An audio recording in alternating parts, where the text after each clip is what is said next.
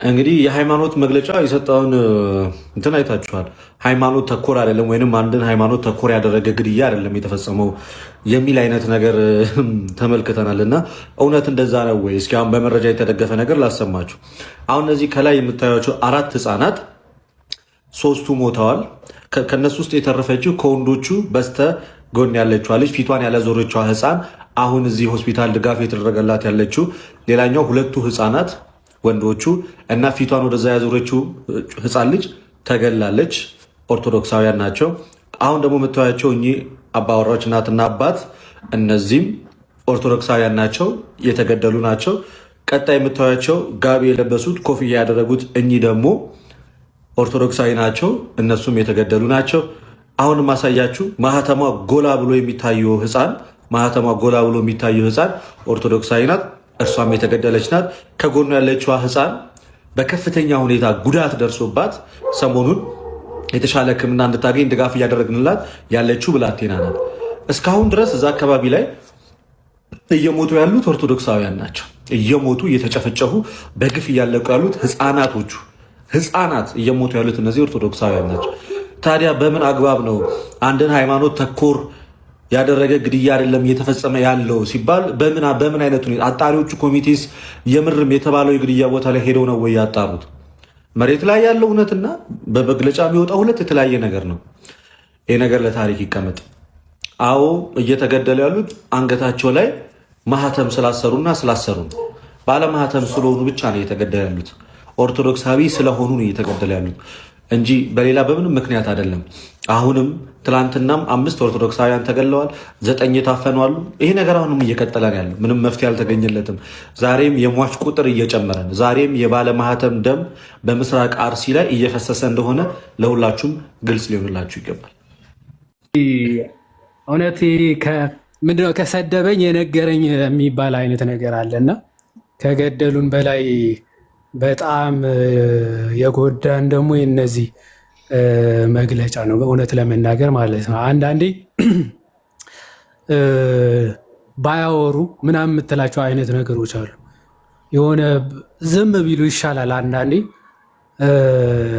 የሆነ አጣሪ ኮሚቴ ምናምን ተዋቅሮ ምናምን ተብሎ ኮሚቴው ራሱ ማን እንዳዋቀረው እንዴት እንደተዋቀረ ምናምን አይታወቅም። 10 ምናምን ሜምበርስ ያሉበት ነው ተባለ። ከ10ሩ 3 ኦርቶዶክሳውያን ናቸው፣ ሌሎቹ ሙስሊምና ፖሊሶች ናቸው ማለት ነው።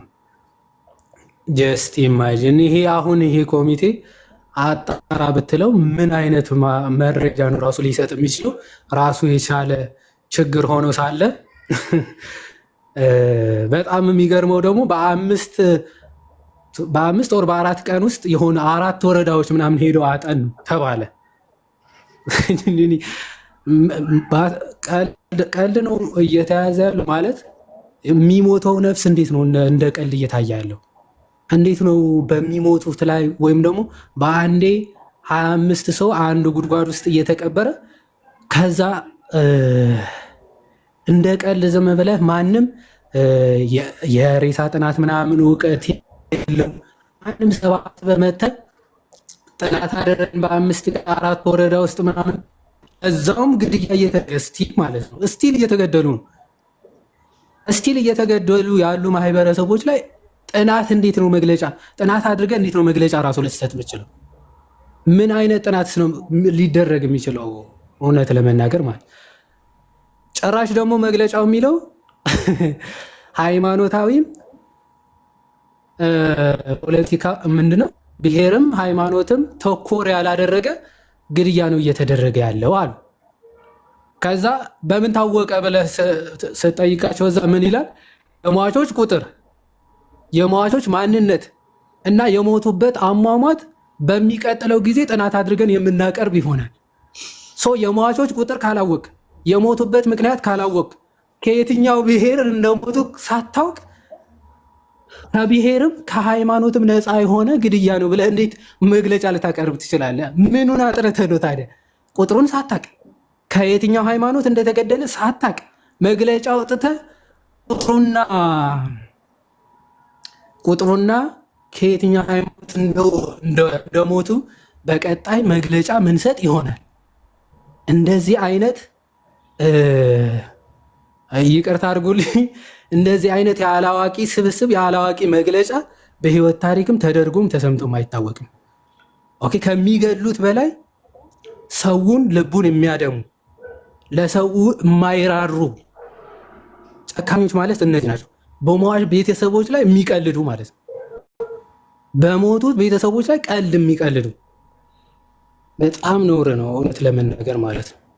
እንደዚህ አይነት መግለጫ ጭራሽ አይሰጥም። ሳታጠና ማስረጃ ሳትይዝ መግለጫ አይሰጥም። ሲጀመር ሃይማኖታዊ ይዘት የለውም ለማለት ራሱ ምን ያክል ኦርቶዶክሳውያን ተገደሉ የሚል ማስረጃ ልታቀርብ ይገባሃል እኮ። ሃይማኖታዊ ይዘት የለውም ለማለት ማለት ነገሩን ወደ ፖለቲካ ለማዞር ይህ በጣም ሼም ነው። ኦኬ፣ ፖለቲካዊ ይዘት ያለው እንዳይመስል በሃይማኖት ተቋማት በኩል ኦርቶዶክሳውያን እየተገደሉ አይደለም ብሎ የኦርቶዶክሳውያንን ሞት ለማዳፈን ፖለቲካ በሃይማኖት ተቋም ስር መሰራቱ በጣም ነውር ነው፣ እውነት ለመናገር። ይሄ ለሁለተኛ ጊዜ ኦርቶዶክስ ላይ እየተደረገ ያለው። በእፎይ ጊዜም ታስታውሳላችሁ አይደለ? በተለይ አንዳንድ ኦርቶዶክሳውያን በነብዩ ሰለላሁ ዐለይሂ ወሰለም የአላህ እዝነት በእሳቸው ላይ ይሁንና ብሎ መግለጫ የሚያወጣ ቀሲስ ሆኖ የአላህ እዝነት በእሳቸው ላይ ይሁንና ብሎ የሚያወጣ የሃይማኖት ተቋም ኢማጂን። ሃይማኖት ከሃይማኖት ለመጋጨት ሰዎች ሰውን ለመግደል ተደራጅተው እየፈለጉ ምን ብሎ ነው መግለጫ ያወጣ? ሃይማኖት ከሃይማኖት ጋር ለማጋጨት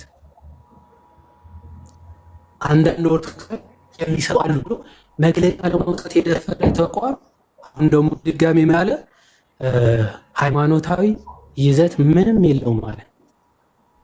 ኦኬ 25 ኦርቶዶክሳውያን በአንድ አንድ ጉድጓድ ውስጥ ገብተው ማስረጃዎች እያሉ በዛ ላይ ደግሞ እስቲል አሁንም ግድያው ሳይቆም በየዕለቱ በትንሹ 3 ህፃናት እየተገደሉ ሃይማኖታዊ ይዘት ግን የለውም ብሎ ለማውጣት የሚደፍር ተቋም በጣም ነውር፣ እውነት ለመናገር በጣም የሚያሳዝን ተግባር ቢኖር ይህን ተግባር ነው ማለት ነው። ኦኬ፣ ይህን ተግባር ነው። ለነገሩ እንትና ነቃ ጥበብ የተናገሩት ነገር አለ። አንዳንዴ ቤተክርስቲያን መፈራት ለዓለም የምታስፈራ ቤተክርስቲያን በገዛ ሀገሯ በሰራችው ሀገር መፍራት ይቅርና መኖር ያልቻለችበት ምክንያት ኦኬ የአባቶች ጽኑ ለእምነታቸው መቆም ስለሌለ ነው ማለት። ማንም እየተነሳ ቤተክርስቲያኒቱ እንደፈለገ መግለጫ ይሰጥባታል ማለት ነው። አባቶች ዝም ምንም ስለቆም ተነስቶ መግለጫ ቢሰጥ በቤተክርስቲያኒቱ ላይ የፈለገውን ነገር ቢያወራ ማንም የሚናገር ስለሌለ ማንም እየተነሳ የኦርቶዶክሳውያን ሞት ላይ ይቀልዳል የተነሳ። ኦኬ ኦርቶዶክሶች አይደሉም የሞቱት፣ ምንም የሞተ የለም ብሎ ራሱ የወረዳ አስተዳዳሪ ምንም የሞተ ሰው የለም ብሎ መግለጫ ያወጣል። ይሄን ሁሉ ለምንድነው ዝምታ? አባቶች ዝምታ። አንድ መሆን በጣም በዚህ ሰዓት የክርስቲያኑን አንድ ሆኖ ቤተክርስቲያኒቱን ቀደመ ክብሯ መመለስ የክርስቲያኑን ግዴታ ነው። የቀደመ ማንነቷ መመለስ የሁላችን ግዴታ ነው። ጸሎት የሚችል በጸሎቱ ኦኬ መስራት የሚችል ሁሉም በየአቅሙ መስራት የሚችልበት ዘመን ነው። ኦኬ እነ ሀቢብ ጊዮርጊስ ዘመን ታስታውሳላችሁ። በግብፅ የተሰራ በወጣቶች ነው። ቤተክርስቲያኒቱ ተከብራ ተፈርታ እንድትኖር ያደረጋት ማለት ነው። የአቡነ ሽኖዳ ቅድስና የእሳቸው ጸሎት ቤተክርስቲያኒቱ ተፈርታ ተከብራ እንድትኖር ኦኬ ሚኒማም ክርስቲያኖች በሚኖሩባት በግብፅ ተከብራ እንድትኖር ቤተክርስቲያኒቱ ያደረጋት ለሃይማኖት ያላቸው ቁርጠኝነት ከዛ ደግሞ ከእግዚአብሔር ጋር ያላቸው አንድነት ቤተክርስቲያኒቱን ጸጥታ እንድትቀጥል ምናምን ያደረጋት ማለት ኦ እግዚአብሔር አምላክ ሁላችንም ይርዳን። ዝም ማለት ራሱ የአርሜኒያ ጳጳስ ተነግሯል። ክርስቲያኖች ሲገደሉ በግድያቸው ዝም ማለት ራሱ ግድያውን መተባበር ነው፣ ወይም ደግሞ ጄኖሳይዱ ላይ እጅን ማካተት ነው ማለት መተባበር ነው። ልክ በአፍኒና በፊንሃስ ኃጢአት የኤሊ ዝምታ አይደል እስራኤል ታቦተ ጽዮንን እንደማረክ እንዲሰደዱ እንዳደረጋቸው ሁሉ የአባቶች ዝምታ የክርስቲያኖች ህልቂት ድምፅ አለመሆን ራሱ ለሀገሪቱ ለቤተ ክርስቲያኒቱም ትልቅ ችግር ነው። የእነሱ ዝም ማለት ክርስቲያኖች ሳያልቁ ዝም ማለት ቤተ ክርስቲያኒቱም ሀገሪቱም ችግር መፍጠር። ስለዚህ ሁላችንም ይሄንን ነገር መቆም እስኪችልበት ድረስ ሁላችንም ድምፅ ሆነን ማድረግ የሚገባ ማድረግ እንደሚገባ የሚያሳይ ነገር ነው እና በጣም ያሳዝናል።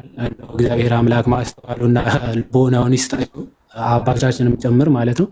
ይህንን ተቋም ደግሞ ቅርቡ ይቅርታ ይጠይቃል ብያ ማለት እንደዚህ አይነት መግለጫ በጣም የሚያሳዝንም ስለሆነ ማለት ነው። ሰው ይቅርታ የማይል ከሆነ በጣም የሚያሳዝን ድርጊት ነው የሚሆነው ብዬ የማስበው እና ይህን ለማለት ነው። ልደት እግዚአብሔር ያክብርልን።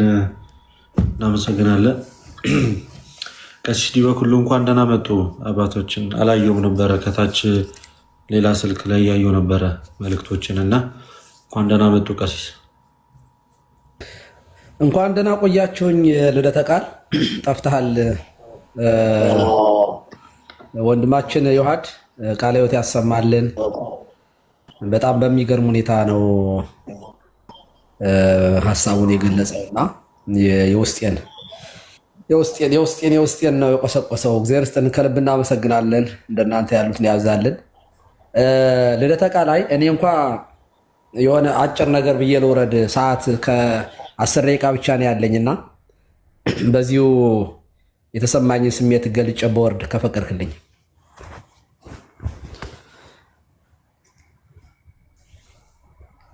ልቀጥል? ይቻላል አባታችን፣ ይቀጥሉ ሀሳቡት። ወደ መጨረሻ አካባቢ ዮሐድ ላይ ይቆራረጥ ነበረ። ከሱ ከሆነ አላቅም፣ ግን ኮፒ ሊንክ ሼር አድርጉ። እናንተ ከታች ያላችሁ ነዳጅ መሙላቱን አትተውት። የሚቆራረጠው እንደዚያ ነው። ከልብ እናመሰግናለን። እንደተቃል በተደጋጋሚ የሰራቸው ቪዲዮዎች ከኛ በላይ እዚህ በውጭ ካለነው በላይ በአካል ሄደህ አንተ ተወጆችን የጠየክበት ሁኔታ ስላለ በጣም ትልቅ አክብሮት አለኝ። እግዚአብሔር ይባርክህ። ብድሩ በደስታ ወደ ቤት ይግባ። በእውነት ከልብ ከልብ እናመሰግናለን። ከደቂቃዎች በፊት ከህብር ሬዲዮ ጋር ቃለ መጠይቅ አድርጎልኝ ሀሳቤን ስገልጥ ነበረ። ወንድማችን ሀብታሙ የህብር ሬዲዮ አዘጋጅ ባለፈውም ከ3 ቀን በፊት የሰጠናቸው ያስተላልፍነው መልእክት አለ። ሁላችሁም ገብታችሁ ያንን ተመልከቱ። ሀሳቤን በሰፊው እዚያ ላይ አጋርቻለሁኝ። የሆነ ሆኖ ይሄ የሃይማኖት ተቋም የተባለው ሲጀመር የሃይማኖት ተቋም የኦርቶዶክስና የእስልምና ብቻ አይደለም። ያየናቸው እዚያ ላይ ሙስሊምና ኦርቶዶክሳውያን የሚባሉ በስም ኦርቶዶክሳዊ የሆኑ ሰዎች ነገር ግን የአምልኮ መልክ ያላቸው ኃይሉን የካዱ ሰዎች እናያየ ነው።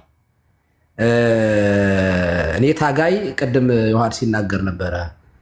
የአላህ እዝነቱ ይደርባችሁ ብሎ የሚባርክ አንድ ቀንም ሲቀድስ ያላየ ነው ካህን በየትኛው አብነት ትምህርት ቤት እንዳለፈ በየትኛው ቴዎሎጂ እግዚአብሔር ይወቀው ብቻ እና የቤተ መንግስቱ ቀዳሽ እንደሆነ ነው እኛ የምናውቀው። እግዚአብሔር ግን ቀን ያመጣል። መቼም አንድ ቀን እግዚአብሔር ይፈርዳል። ክርስቲያን ደሙ ይጮሃል። የአቤል ደም ይጮህ የለ፣ የዘካርያስ ደም ይጮህ የለ፣ በዚያ በራዕየ ዮሐንስ ያሉ ህፃናቱ የታረዱት ሁሉ ይጮህ የለ፣ ድምፃቸው ይሰማ የለ። የክርስቲያን ደም የማን ነው? ቆጵሪያኖስ ነው ማን ነበረ? ወይንስ ማን ነበረ? የክርስቲያን ደም የክርስትና ዘር ነው ያለው። አዎ የክርስቲያኖች ደም የዘመነ ሰማዕታት ደም ነው ዛሬ ይሄን ሁሉ ክርስትና የወለደው እንጂ የክርስቲያን ደም መንምኖ ጠፍቶ ደማዊ ነፍስ የለንም። እኛ ህያዊት ነፍስ ነው ያለችን። ስንሞት የበለጠ እንሰማለን፣ እንደመጣለን። አጥርተን የምናይበት ክርስቲያኖች ዛሬ አርሲ ውስጥ የተገደሉ ክርስቲያኖች አጥርተው የሚያዩበት ዓለም ውስጥ ነው ያሉት እውነት ለመናገር እና ግን እኛ አሁን እያለቀስን ያለ ነው በህይወት ላለን ለእኛ ለሞትን ነው። ነገ በየቤታችን ትናንትና እንትና ማን ነው ወንድማችን እፎይ ላይቭ ላይ ነው ያቋርጬ ወደ ጠቅላይ ቤተ ክህነት የደወልኩኝ እኔ ከተከበቡ በነበረበት ጊዜ ከተከበቡበት ሊያወጡ የሄዱ ሰዎች መኪናቸው በተቀጥቅጦ ተደብድቦ መስተዋት ተሰብሮ እንደገና እንዴት ባለ ህይወቱ እንዳተረፈ እኛ እናውቃለን። እና ይቺ ሀገር የት ሀገር ናት? ሳውዲ አረቢያ አይደለም፣ ኢራን አይደለም፣ ኢራቅም አይደለም፣ ቱርክም አይደለም፣ ኢትዮጵያ። ስታርዷቸው እንደው ጨካኞች አትሁኑ፣ በደንብ ሳሉትና ረድ አድርጓቸው የሚል በአማርኛ የሚያወራ ኡስታዝ ድምፁን ሰማን እኮ። በጣም ነው እንዴ ደግ የሆናችሁት! አቤት ርኅራኄ! አቤት ርኅራኄ! ስታርዱን እንደው እንዳናጣጥር ቶሎ ብላችሁ አንገታችሁን ቅሉን እና ከዛ ደግሞ ጀነት ትወፈቃለህ የሚል የረከሰ ትምህርት፣ የረከሰ እውነት ለመናገር ባሪያ እግዚአብሔር የተፈጠረን ሰው አርዶ ገነት ይገባል ብሎ የሚያስተምር በዓለም ላይ የፓጋን ትምህርት ይሻላል። ይሄ እኮ እውነት ለመናገር ተከታይ ማግኘቱ አይገርምም? አይገርምም? ግን ሰውን ገለት ጸድቃለህ የሚል ሃይማኖት ተከታይ ማግኘቱ አይገርማችሁም? ይሄ ሰው ሲያብድ ሲታመም የመጨረሻ ሲካርዝ የሚደርስበት ሌብል የሚያሳይ ነው። ባይዞ ይሄ እኔ ቄሱ አንድን ሙስሊም ገለህ ገነት ትገባለህ ብዬ ሳስተምር ክርስቲያን ለመሆን እየተሯሯጠ የሚመጣ ሰው ካለ እንደ ማህበረሰብ የታመመ መሆን አለበት፣ አይምሮውን የሳተ መሆን አለበት። እውነት በል የእኛ ጌታ ግን የሚወደኝ ይከተለኝ ይላል። ሰው የፈለገውን እምነት የመከተል መብት አለው። በነገራችን ላይ ይሄ እግዚአብሔራዊ የሰጠው መብት ነው እና በአደባባይ በአማርኛ በሚገባን ቋንቋ ነገረን እኮ። ስታርዱ ክርስቲያኖችን ስታርዷቸው እየጨቀጨቃችሁ ሰውነታቸውን እየተለከላችሁ ሳይሆን በደንብ የተሳለ ሰይፍ ይዛችሁ ርድ አድርጓቸው። ይሄ ነው የእስልምና ደግነት። በጣም በጣም በጣም ደጎች ስለሆኑ የሚያደርጉት አያችሁ። በየቤታቸው ስለው እንደ ዝንጀሮ ግልገል ዱካችንን የሚለኩ እንዳሉ ጎንደር ውስጥ ጎጃም ውስጥ የምትገኙ ኦርቶዶክሳውያን፣ አክሱም ውስጥ አድዋ ውስጥ ያላቸው ኦርቶዶክሳውያን ይሄ የማይሰማችሁ ከሆነ የቀን ጉዳይ ነው። ጠብቁ፣ የቀን ጉዳይ ነው። አንድ በእምነት ያገባኛል በሚል የብዕር ስም የተጻፈ የማንቂያ ደወል የሚል ፕሮቴስታንት ላይ ያጠናው አፍሪካን የማስለም ኢትዮጵያ ላይ ደግሞ በጣም እንዴት እንደሚሰሩ ተጠንቷል ወዳጆች።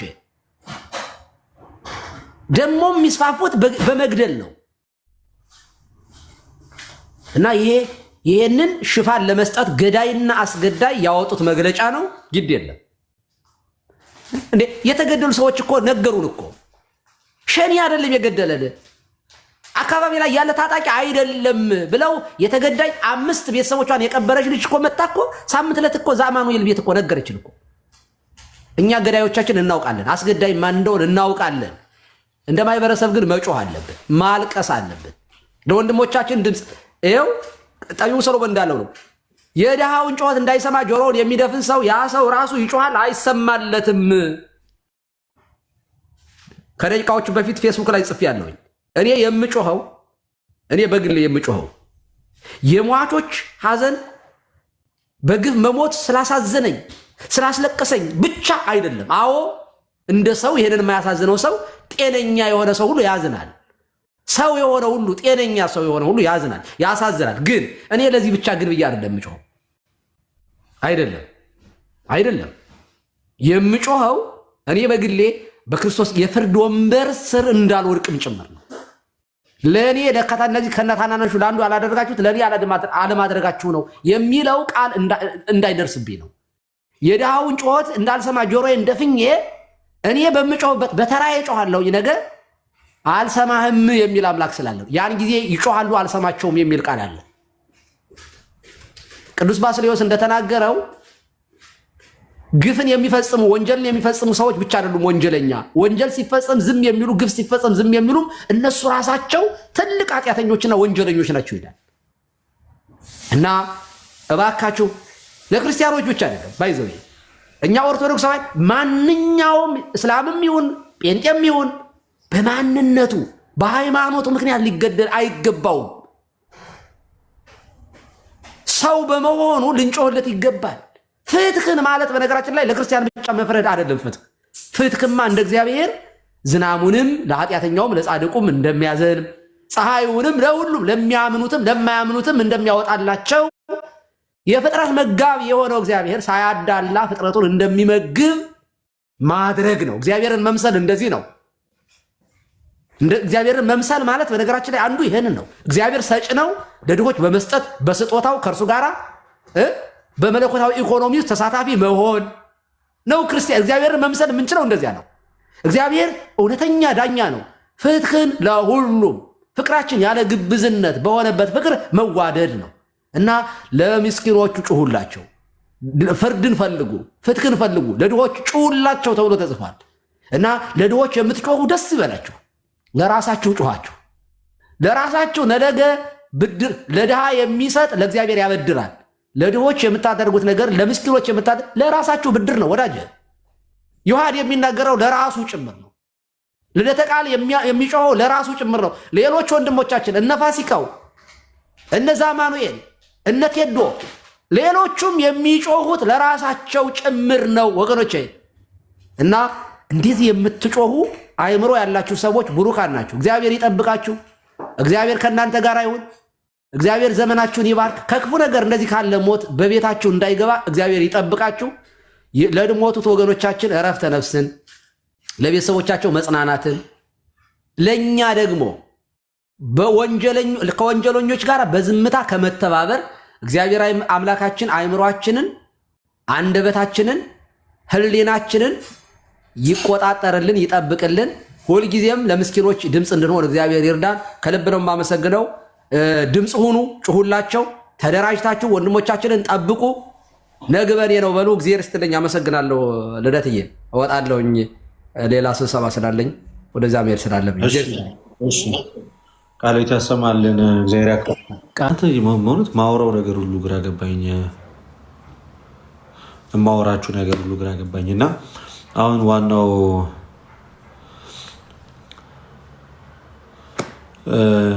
ዋናው ጉዳይ በሕክምና ላይ ያሉት ሰዎች እንዲታከሙና ቶሎ እንዲያገግሙ የማድረግ ስራ ይጠበቅብናል። አሁን ሆስፒታል ላይ ያሉ ጉዳት የደረሰባቸውን ወገኖቻችንን እኛ ከጎናቸው ልንቆም የሚገባው ሕክምና ማግኘት ያለባቸውን የሕክምና ድጋፍ የሚፈልጉትን ሰዎች ሕክምና እንዲያገኙ እንዲታከሙ ማድረግ ይኖርብናል። እኛ ሆስፒታል ያሉትን ሰዎች ማሳከም አለብን። ገብቷቸዋል። የተረፉትን ሰዎች አትሊስት የተኙትን ገንዘብ የሚፈታው ጉዳይ ከሆነ ሕክምና ማለት እግዚአብሔር ነው። ነፍሳቸውን ካተረፈና የተሻለ ሕክምና የሚያስፈልጋቸው ከሆነ ተረባርበን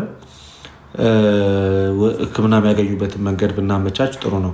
አሁን ትንሿ የ8 ዓመቷ ልጅ እሷ አሁን እንግዲህ ዛሬ ሰርጀሪ ልትደረግ ነበረ፣ ግን ደም ስሯ ሊገኝ አልቻለም። ያ ግሉኮስ ሳይሰካ እነዚህ ነገሮች ማድረግ አይቻልም እና ነገ ጠዋት እንደው እግዚአብሔር አምላክ ቢፈቅድ የመድኃኒዓለም ፈቃድ ከሆነ ነገ ትሰራለች። ልጇ አሁን ደውሎልኝ ነበር እና ነገ ሰርጀሪዋን ካደረገች ይቅርታ ከ8 ሰዓት በኋላ መንቀሳቀስ ስለምትችል ወደ ቀጣይ ወደ ተሻለ የሕክምና ቦታ ወስደን እንድትታከም ማድረግ ይኖርብናል እና እንደኔ ያው እንግዲህ በዚህ ጉዳይ ላይ እየሰራችሁ ያላችሁ ሰዎች አሁንም ደከመኝ ሰለቸኝ ሳትሉ ደከመን ሰለቸን ሳትሉ መተባበርን መተጋገዝ ይኖርብናል።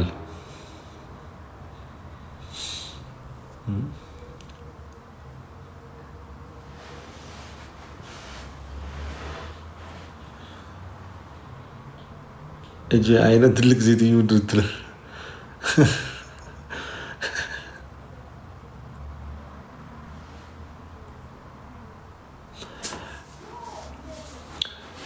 እና ምንድነው እያልኳቸው ያለት ሰዎቹ በአጠቃላይ አፋጣኝ የሕክምና ድጋፍ ያስፈልጋቸዋል። አፋጣኝ የሕክምና ድጋፍ ያስፈልጋቸዋል። ከታከሙ በኋላ ደግሞ አሁን እኔ ምንድነው ሰራው የአንድ ሰሞን ወቅት ይሆንና አሁን እንደዚሁ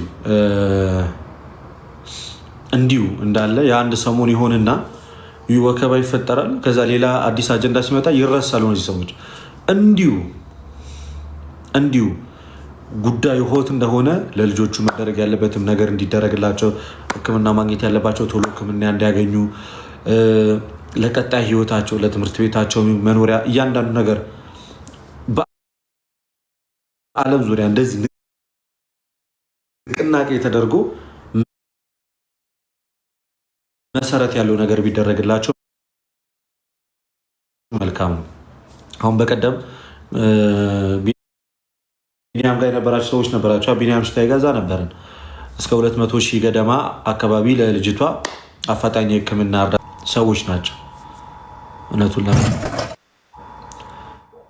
እግዚአብሔር አምላክ የተቀበላቸው እጁን ዘርግተው፣ ግን ደግሞ እግዚአብሔር የበቀል አምላክ ነው። ታስታውሳላችሁ አይደል? በዚህ በራእይ ዮሐንስ ላይ ምዕራፍ 6 ላይ ያለውን ቃል ደማችንም በምድር ባሉ ሰዎች እስከ መቼ ድረስ ነው የማትበቀለው ብለው ሲጠይቁት ለየሁሉም ነጫጭ ልብስ ተሰጣቸዋል እና ጊዜ ይፈርደዋል።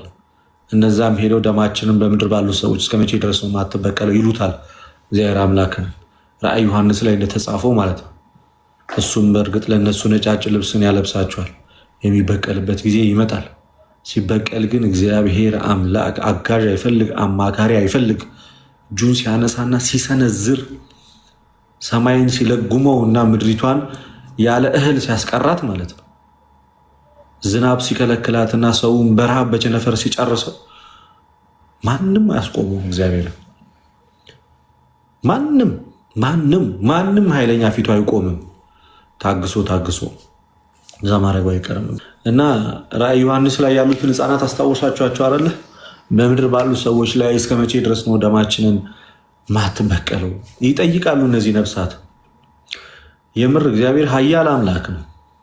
ጊዜም ያልፋል። በጣም አያልፉም ብለን የምናስባቸው ሰዎች አስጨናቂ የነበሩትን ጊዜያቶች እግዚአብሔር አሳልፏል። በዲዮቅልጥያኖስ ጊዜ የነበረውን የዘመነ ሰማዕታት ጊዜ እግዚአብሔር አሳልፏል። የትላንትናውንም ያሳልፋል። ወንበር ላይ ተቀምጦ የሚቀር መንግስት የለም። ጊዜ የማይለውጠው የለም። እማያልፍ የለም። ሁሉም ያልፋል። ሁሉም የማያልፈው እግዚአብሔር ብቻ። ትውልድ ያልፋል፣ ትውልድ ይተካል። ቆሞ የተራመደ በአልጋ ይተኛል። በልቶ የጠገበ ነገ ይራባል። እጁን የሰነዘረና ሰው የገደለ ነገ እሱን መከራ ይደርስበታል። ሁሉም ያገኘዋል የእጁን። ሁሉም ግፍ ያደረገው ህፃናት ላይ ያለ ርህራሄ የተኮሰው ወንበር ላይ ደግሞ ቁጭ ብሎ ግፉን እያየ ዝም ያለው መፍትሄ ኖሮት መጠበቅ ሲችል መንጋዎቹን መጠበቅ ሲችል ከፊት መምራት ሲችል ጸጥ ያለው አይቶ እንዳላየ ሆኖ ያለፈው ሰምቶ እንዳልሰማ ለሆነ ለሱም ሁሉ በቤቱ ይገባል። ሁሉም ጋር ይደርሳል። ይመጣል። እግዚአብሔር እየዞረ ነው ይመጣው። የማይፈርድ አምላክ አይደለም ያለን። እኛ በአይናችን ምናልባት ላናይ እንችላለን።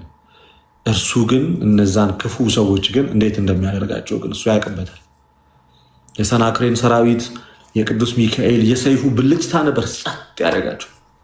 ሄሮድስን ክፉ አሟሟት ነው የሞተው። መጽሐፍ ቅዱስ ላይ አሳዶ ክርስቲያኖችን ወይም የእግዚአብሔር ሰዎችን መከራ አድርሶ ቅጣት ሳይደርስበት ያለፈ ማንንም አታገኙም። ፈርዖንን ተመልከቱት። ያን ሁሉ ዘመን ሲያሰቃያቸው ኖረ። ሲያሰቃያቸው እግዚአብሔር ምን ያደረገ? ፈርዖንና ሰራዊቱን በኤርትራ ባህር የጣለ አይደለም የሚለው መዝሙረኛው ዳዊት መዝሙር 135 ላይ ጸጥ። እነሱን በደረቅ አሻገረና እግዚአብሔር እነሱን በደረቅ አሻገረና የፈርዖንን ሰራዊት ማለት አንድ ለናሙና እንኳን ሳይቀር አንድ ሳያስቀር ማለት ነው። ልክ ሁሉም ወደ ባህር ገብተው ካለቁ በኋላ ባህሩን መለሰ፣ ዘጋው። ጸጥ ነው ያደርገች። ጸጥ ሲሰነዝር ክንዱን ልክ እንዲህ ክንዱን ሲሰነዝር በቃ አታቆመው። አሁን በቃ እንደዛ ብለን የምንጮህበት ሰዓት ቢደርስ በጣም ደስ ይለኛል። ኦኬ ክንድህን አንሳ እያለን ማለት ነው። አቤቱ ኃይልን ግለጥ፣ ተአምራትህን ግለጥ፣ ማዳንህን አሳይ እያለን ብንጮ ወደ እግዚአብሔር በጣም ነው ደስ የሚለኝ። አያችሁ ሁሉንም ዳንኤልን አያቸው፣ ወደ አንበሳ ጉድጓድ ሲጣል አብሮት ገባ። ከዛ ዳንኤልን አንበሶቹ አልበሉትም፣ እሱን የጣሉት ግን ተበሉ። ክርስቲያኖች ላይ ግፍ ሰርቶ ማለት ነው ሊገል ይችላል ሳያቋርጥ የመንግስተ ሰማያት ሙሽራ ያደርጋቸዋል። በእርግጥ በገደለ ቁጥር የመንግስተ ሰማያት ሙሽራ ያደርጋቸዋል። ከኛ ቢጎል ግን በሰማይ ይጨምራል። በምድር ባለን ይጎላል የክርስቲያኑ ቁጥር። እየተገደልን አንበዛም፣ እየተገደልን እንቀንሳለን። እየተገደልን ስንመጣ እየቀነስን ነው አይደል የምንመጣው። በሰማይ ግን ብዙ ሙሽራዎችን ብዙ ሰማዕታትን እያፈራ ነው የምንሄደው። ከዛም እግዚአብሔር ደግሞ ክንዱን አንድ ቀን ያነሳል። ክንዱን ያነሳል። እፊቱ የዛን ሰዓት ላይ ማንም መቆም አይችልም። እሱን ህዝቡን አሳዶበት በተለይ አሁን እኮ ደግሞ በጣም ነገሩን የሚያስገርም የሚያደርገው እንዳያችሁት ህፃናት ናቸው እየሞቱ ያሉት። ዝም ሚል ይመስላችኋል? የህፃናት አምላክ ዝም ይላል? አይልም። ንጹሐን ናቸው እኮ በጣም ንጹሐን፣ ትንንሽ እኮ ናቸው። ይበቀልላቸዋል እግዚአብሔር።